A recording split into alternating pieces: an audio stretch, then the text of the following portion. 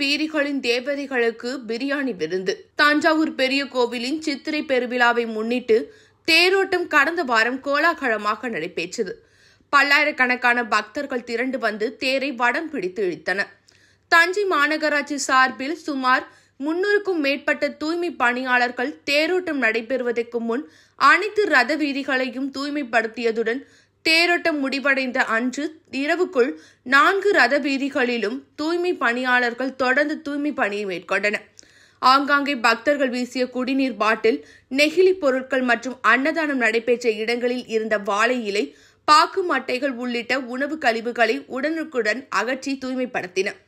தூய்மை பணியாளர்களின் மகத்தான பணி எதிரொலியாக 4 ரத வீதிகள் மற்றும் தஞ்சை நகரம் முழுவதும் தூய்மையாக காட்சியளித்தன. பெரிய கோவில் சித்திரை தேரோட்டத்தின் போது பலர் பணியாற்றி இருந்தாலும் தூய்மை பணியாளர்களின் பணியானது பொதுமக்களின் பாராட்டை பெற்றது.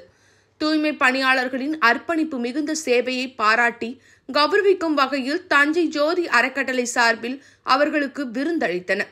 தஞ்சை கீழவாசல் பகுதியில் உள்ள தனியார் திருமண மண்டபத்தில் ஏற்பாடு செய்யப்பட்டிருந்த இந்த நன்றி தெரிவிக்கும் விருந்தில் 300க்கும் மேற்பட்ட தூய்மை பணியாளர்கள், ஓட்டுநர்கள், மேற்பார்வையாளர்கள், பரப்புரையாளர்கள் தங்களது குடும்பத்துடன் கலந்து கொண்டனர்.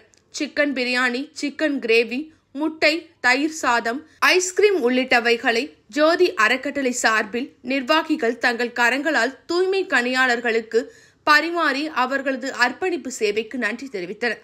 இதற்கான ஏற்பாடுகளை ஜோதி அறக்கட்டளை செயலர் பிரபு ராஜ்குமார் மேற்பார்வையில் மேலாளர் ஞானசுந்தரி, தன்னார்வலர்கள் ஆர்த்தி, ஜெயந்தி, தர்ஷினி உள்ளிட்டோர் செய்திருந்தனர்.